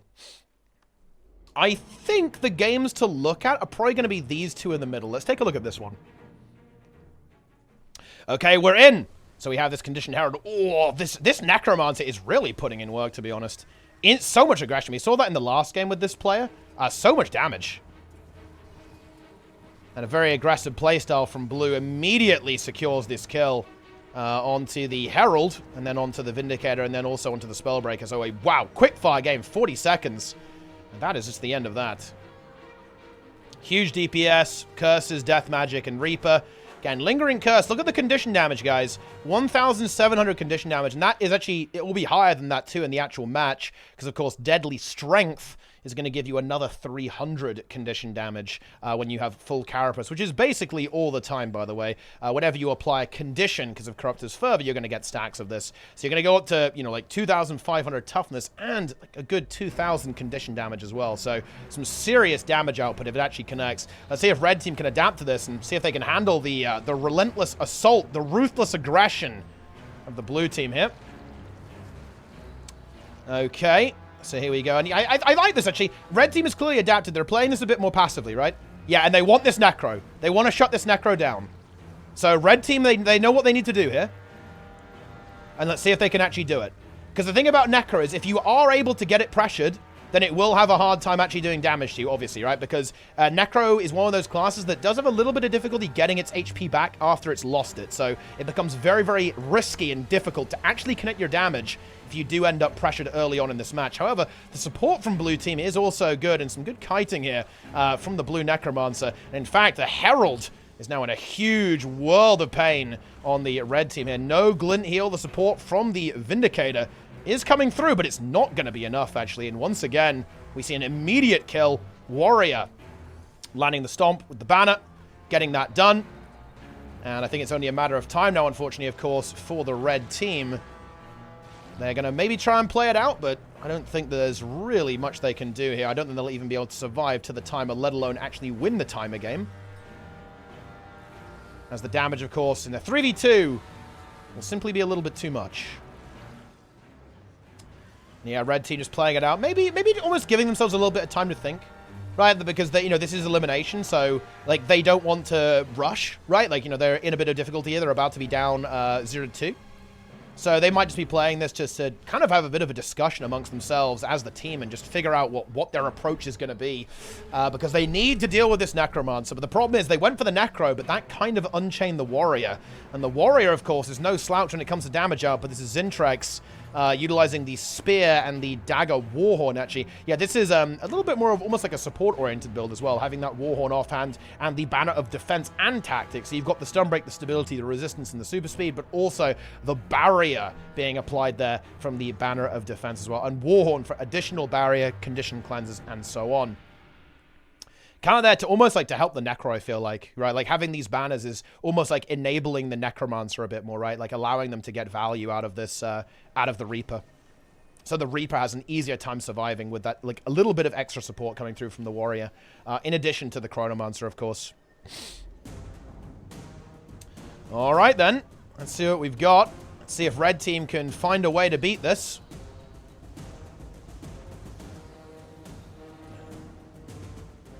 Okay, and yeah, they're just trying to play it relatively passive. And then almost like slowly drain this Necromancer down. But again, you can see that barrier output, support from blue, is making that a very difficult task, I think. And here comes the massive fight. Let's see what's going on. Ooh, already we see this Herald just getting focused, right? It's just getting focused down very, very hard. Because once that glint heal is gone, all of a sudden, that Herald is not looking too good, and even with the support of that Vindicator, it is really struggling to survive right now. Tries to kite away, has a block on staff, but the conditions are just ticking away, and we already see the kill. I think the banner from the Warrior is going to come through, and yeah, this game is over. Let's go have a look at another one. Oof. A big team here. This is a scary team. Looks like, oh wow, what? Okay, all of these games are really going fast. I think this Vague versus Nonamelon game could be interesting, though. Let's see what's going on over here. Again, I do like this, actually. We do see Nonamelon going for the support Vindicator as opposed to a third Spellbreaker. I think that actually is a good choice. Like, yeah, you know, it's a fun meme to go for, like, the triple Spellbreaker, of course, but I'm not really sure if that's actually going to be the way to go here to win these games. They are actually down a match right now versus, okay, a very interesting composition here. We actually have the Mirage, the Willbender, and a Chronomancer, which is support Chronomancer, and then these two DPS. Instead of Spellbreakers, we have a Power Mirage and a Power Willbender. And they're just really going ham on this Vindicator right now. Now, this is a very interesting match, because I do believe that this is going to be almost like a bit of a test of endurance here for Nonamelon on the Vindicator. You can see that the blue health bars are going down. And at the end of the day, that is not a surprise whatsoever. The red team is simply far more sustain-oriented than their opponents. And I do believe that the longer this goes on, it could end up being pretty damn good for the red team. However, if they're able to kill the support, they're able to burst down that support with the damage output from these very aggressive builds, builds, then that can be another thing entirely. And so far, like, it does appear that the aggression is being connected. Of course, Willbender and Mirage are both classes that are kind of very good at almost like wading in. Like, they have a lot of defensive ability that allows them to maintain a strong offense, utilizing Crashing Courage, for example, to just like have a huge amount of defensive potential while being incredibly aggressive. And that does appear to be working quite effectively in this matchup. Notamelon really being bullied here, and the Spellbreakers kind of struggling to actually get enough damage here. And of course, Timer is coming up very, very soon. That kind of disables the sustain here, but again, I do believe that that's where Defiant Stance can really activate, but never mind, it's not going to have an opportunity to do that. We do see an attempted banner, but Slow was present, I believe, denying it. No revive comes through, and Blue Team get done with an absolutely massive burst from the Willbender, and of course, also the Mirage. At the same time, huge DPS. Again, that spear really coming through there, of course, with the, what is it called?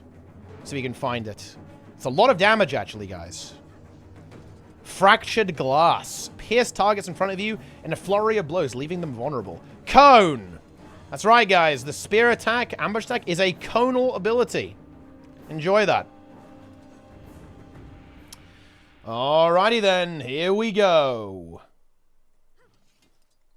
We're on the knife's edge for the red team. This is their last chance, or they will be eliminated from the tournament. Okay. Of course, you know, this could be a bit of an adaptation phase as well, because bear in mind, they have actually changed the comp. Whereas I think Blue Team, they're of course on a roll. They've been rocking this aggressive style the entire tournament.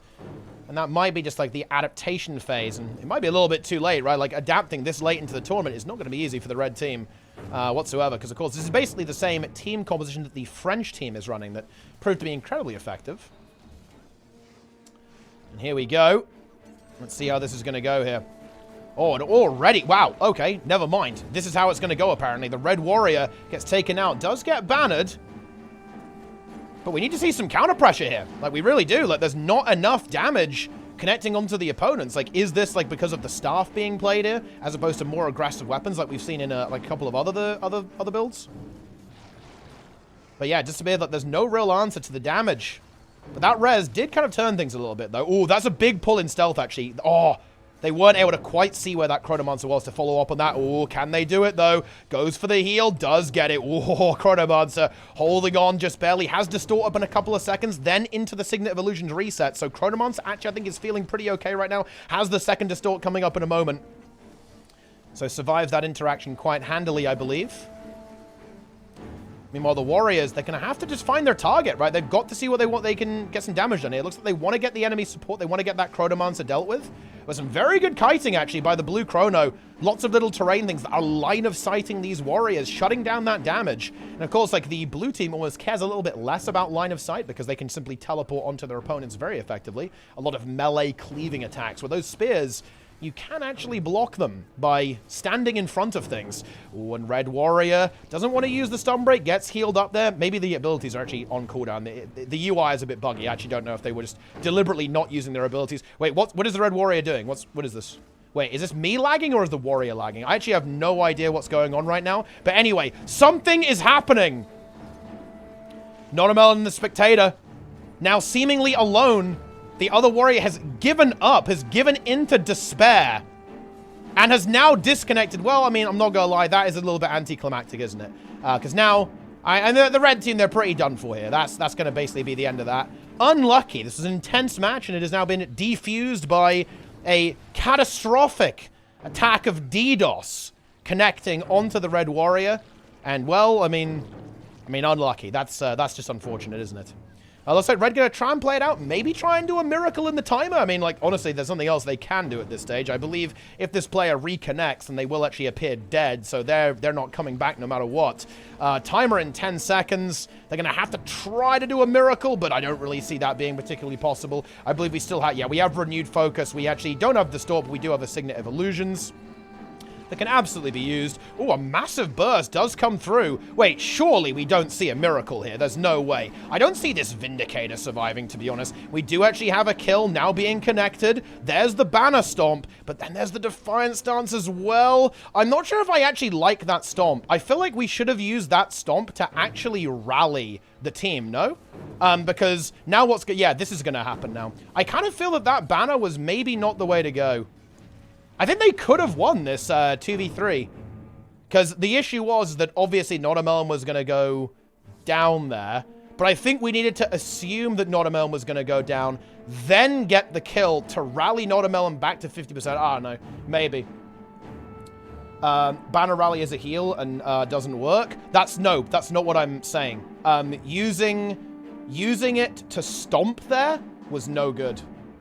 I think, yeah, you got confused. I guess I didn't word it the best way. I think we needed to use the enemy down state to rally our team, because rallying does work in the timer. We needed to use the stomp or let the opponent bleed out in order to rally our own team.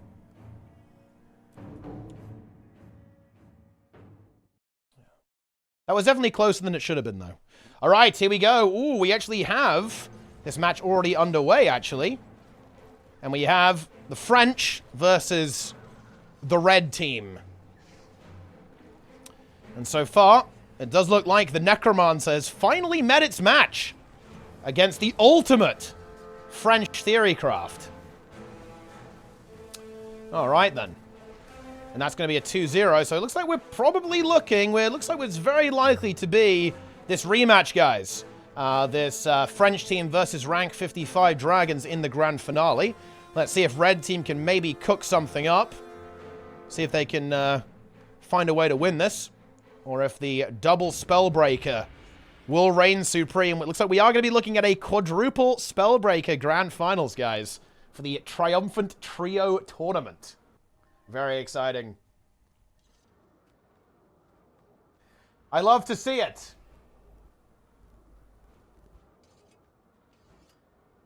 Alrighty then, let's do this.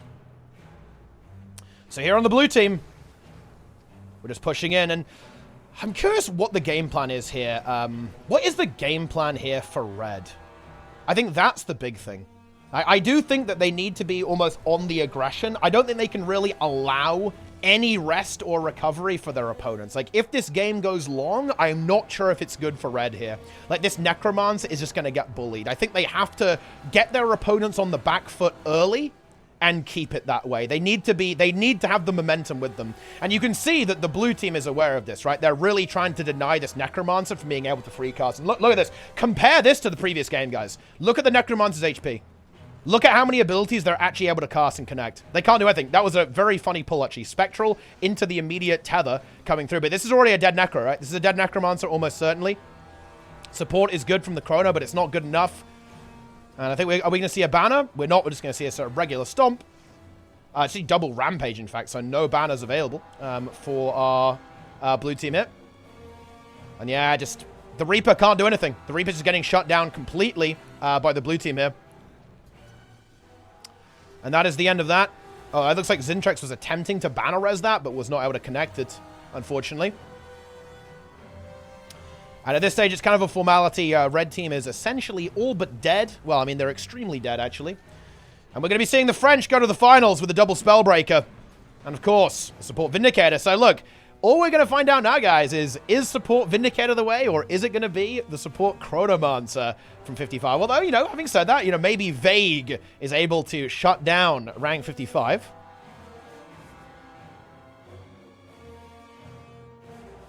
Of course, that is actually a very interesting comp. It's the Mirage and the Willbender. That's how it is. All right. We're just waiting for the game to start. Pick up a third Spellbreaker. I mean, is that what we need, guys? We need a third Spellbreaker? Yes.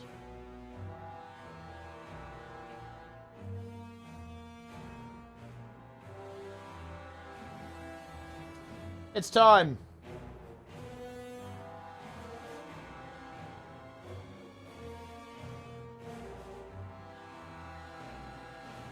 I think Misha will win. He said he's a good player to me on DM, and Misha is pretty juicy.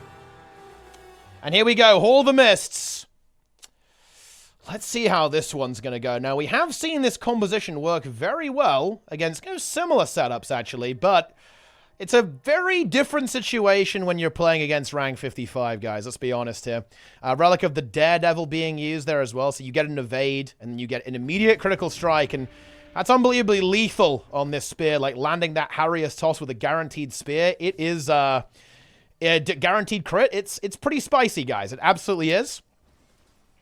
And of course, we also have that dagger as well, like dagger sword being played here by both of these warriors. So a lot of damage output on this build, both on the spear and the dagger. That the F1, right? The dagger burst skill, incredible damage output, and oof. Yep, we're going to see a lot of aggression coming out immediately here from the red team. And of course, the blue team will also, they need to get this done, right? Like, they need to pump. They've got to kill Misha. They've got to get a kill on one of these warriors as quick as they possibly can, or they are going to find themselves in very hot water very quickly. Misha is burning through his cooldowns, but then again, so is the blue team as well. Willbender is dead. Doesn't even have the opportunity to get anything done after that. Ban it immediately. And 55... This is kind of the unstoppable force and the immovable object here. And the unstoppable force has broken itself upon the immovable object. That's going to call it. They're going to call GG. They're not playing. They're just going to go on to the next round. Just like, end it. Go next. And yeah, the Willbender. I think definitely a smart target. Like, this is actually a very interesting build. This uses inspiration, as you can see here on the Mirage. So actually a lot of evasion, right, built into this build. Like a lot of vigor uptime, of course. But also, you have the blood inscriptions, right? So you have the distortion when you use a signet ability as well. So lots of invulnerability on this setup. And yeah, this blue team is not able to hold on, right? If they need to kill Misha very quickly, right? Like, if they can do that, then they have potential. Or, of course, they need to get a kill very early. Of course, it's difficult to do that with the banners being in play there as well from the red team. But that is what they've got to do. They need to utilize this massive burst. Just get a big CC, get a connection. And it's almost like a very similar story with the Reaper. I felt the Willbender is just getting punished. Yeah, already has to renew. Look at that. Seriously, guys, we're like 15 seconds into the match, forced to renewed focus already. And bear in mind, like, all of the Aegis and blocks, that doesn't work against Warrior, guys. Well, not nearly as well anyway. We already see a kill being connected there. The banner actually does get cancelled, but it doesn't matter, as we already see the blue team getting completely eviscerated here. And yeah, this really reminds me of the Necromancer. Like, in the previous matches, the Willbender simply was not getting punished. But here, the Willbender is being punished unbelievably hard. Like, it is one of those classes that it can seem kind of tanky, but it's very cooldown reliant, right? Like, if you keep up the heat on a Willbender, it is going to run out of steam. And that's exactly what's happening here with Vague. Vague is just getting bullied hardcore by these warriors. We have the unblockable from Breaching Strike coming through there as well, of course. All of the CC, all of the damage output being utilized by the Spear. And the Willbender just can't live. Like, the Mirage is irrelevant. We've got all these signals. We've got all these invulnerabilities. So they don't even care about that. They're just going to kill the Willbender every single time, and the warriors are going to succeed in doing that. And I like this. This is what they got to do. Blue have got to do this. They're going for it. But the problem is, when you play this aggressive, look at those HP bars, right? The Chrono puts them back up there, but they took so much damage, had to use everything. We're going to have to see a renewed focus very soon from this Willbender already. And look, we saw what happened last time when that ability was used. When you see a Guardian activate your renewed focus, guys, that is your time to get to work, right? Yep, and here it is. Red team are going to see this, and they're going to burst. Yeah. As soon as that renewed focus is gone, you know that that Guardian is vulnerable. Spear burst damage coming through is indeed absolutely massive. But these warriors, Defiant Stance is nearly back, guys. Chrono in a bit of trouble. Using shield instead of stealth, by the way, makes a lot of sense because there isn't as much unblockable from the opponents here. So having that block is just going to allow Misha to sustain very, very well here. Good little tech choice there. Banner comes through. Mirage also falls. Chrono dead, and that is just 3 very brutal games. 3-0 in favor of rank 55. They face the French in the grand finals. The two trios will now clash. Only one can be triumphant in the grand finals of the first ever unbugged monthly variety 3v3 deathmatch tournament. It's going to be French versus rank 55, the ultimate showdown in the grand finals. Quadruple Spellbreaker gameplay. Support Chrono versus French support Vindicator. How's it going to be, guys? What do we think? Who's winning? Who's going to make it happen? Here we go. Guys, If you believe that the French will win, please type !worms in the chat and then copy-paste that message. If you believe that 55 will win, do !R55 in the chat and then copy-paste that message. That's how it is. Lady Merkwood, thanks for the prime. 4 billion years. Wait, does Extra off? Wait, is it rank 55? Ah, there you go. Boom. It's actually very out of date. Syndra, Zan, Misha, Boyce, Dra. So not quite, but, you know, I guess that's kind of the same. It's got Misha in it. But yeah, not quite the same thing. Why is it so good for small scale? Spear is insane. Also, full counter is insane. Just has a lot of evasion right now. A lot of AoE damage, actually, with Spear. Spear's got a lot of AoE damage on it with the burst skill in particular. And it's also just very sustaining, very tanky. Kembung 2, though, with the prime. Any Gooners? I mean, there's plenty of them here. Who is Exagfra? I believe it's Azaz, if I'm not mistaken. On a brand new account. Ooh, Azura Arena. This is, I think, honestly, one of the better maps, I think, for this. Alrighty then, guys. So on the red team, it's Frey, Draza, and Houdini himself, aka the Master of Disaster, also known as Misha. Rank 55's Enjoyer. On the blue team, support Vindicator here from Azaz. Enjoy it. Kill on Spellbreaker #1 with Berserker, Infiltration, Rivers, with, of course, this setup here. Same here for Goku, I believe. So slightly different builds. We have Fighter and Daredevil on these warriors for like that critical strike damage versus the Rivers for the alacrity. So you kind of chain your evades together a little bit better. And we have, of course, the support Chronomancer. You're losing Torch this time, right? And that's because you're a little bit scared of the warrior unblockable, right? With the Dagger F1, so using the stealth simply to kind of disengage and not be targetable, pretty much. And here we go. Misha going for it. And ooh, massive aggression actually coming out even 55. They want to deal with this warrior. Rampage being used. And this is also a big difference. We have banners and rampages. I believe both warriors running rampage actually here on the blue team. So kind of not really relying on the res game. They're very confident they're going to be the ones getting the downstate. And they want to use rampage just to give them that extra combat advantage to get it done. But actually, that is not how it's going to turn out. As of course, the damage here from Draza and Frey is absolutely huge. And they annihilate the French. And yeah, I believe we actually have a slightly different trait line being played. Yeah, we have defense and it's tactics being used here as well by the red team, which is going to give you a lot of kind of extra damage here as well, guys, right? Because this martial cadence is going to be giving AoE quickness, right, with tactics. So you don't have as much sustain, but you do get some healing from mending might, like with empower allies, and of course soldiers focus applying might, so you're going to get a little bit of healing there as well, AoE. But you do have a lot of damage coming out from this, and like some healing from soldiers come for that protection uptime, also going to be really nice, right? In the tactics trait line here. And a lot of DPS. With a quickness uptime. I believe both warriors are playing this. Yeah, we have double martial cadence, right? So a lot of, look, you can look at the quickness, guys. Look at the quickness. Look at the quickness uptime. Crazy damage, right? Like crazy damage. And also, you're kind of looking, you want to be looking at the protection too. The protection from Soldier's Focus also really putting in the work. Now, of course, that means they don't have that defensive potential, right? From Adrenal Health, for example. But they do have a lot of damage.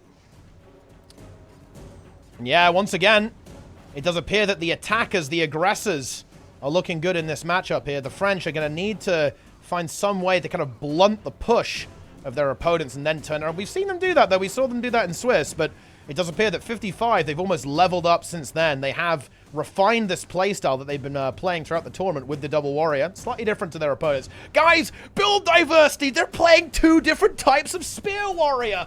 Oh my god! Let's go!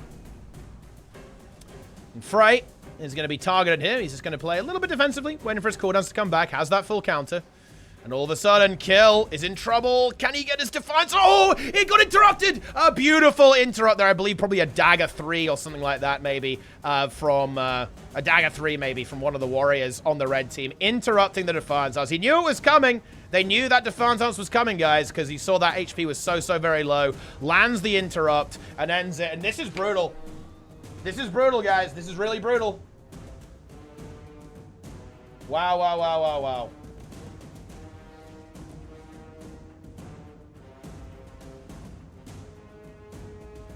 Dear, oh dear, oh dear. I mean, what do we do here? Like, they've got to counter this. They've got one game left, guys. This is the final round of the tournament. Bear in mind, in Swiss, this is a very close 2-2. Right, a very close, you know, game that went all the way to all 5 rounds. Oh, it's a Herald. I see a Herald from Azaz. They're going to switch it up. So they want to play... They're basically dropping the support here almost. Yeah, they're just playing full damage. We now have Kill on the support chrono. So we have one Warrior, one Herald, and a support chrono from Kill. Let's see if this is what it takes. Big switch up here. Now, we saw this Herald be a little bit of a vulnerable target, to be honest, last time around. Let's see if that's going to be the same this time. It looks like the red team is still looking for the Warrior, but also the Chronomons. And man, this is just looking almost a little bit messy. Look at the coordination from red team. They are just pushing around as a trio, zerging around. And blue team were looking a little bit in disarray almost. Kill now, kind of burning through a lot of cooldowns here. But actually, the Herald is maybe putting in some work here. Bear in mind, there's a little bit less Comedy Cleanse, right? There's no defense trait line, so you can't go for Cleansing Ire on these builds. Martial Cadence does remove a condition. Bear that in mind, of course. So you do have a little bit on tactics. And Frey getting very low. Misha going for the support. Has a Mantra still available. Goku getting low. He's got to be careful. Has his Defiance stance, though, so he's okay. And the Herald starting to connect now. Will it be enough? And it does appear that they've been able to keep this stable, right? That the Herald is providing enough of that pressure to kind of get 55 off their back, at least a little bit, in this matchup. And the question is, can they actually make it happen? No, the answer is no. Bannered, done. Kill eliminated.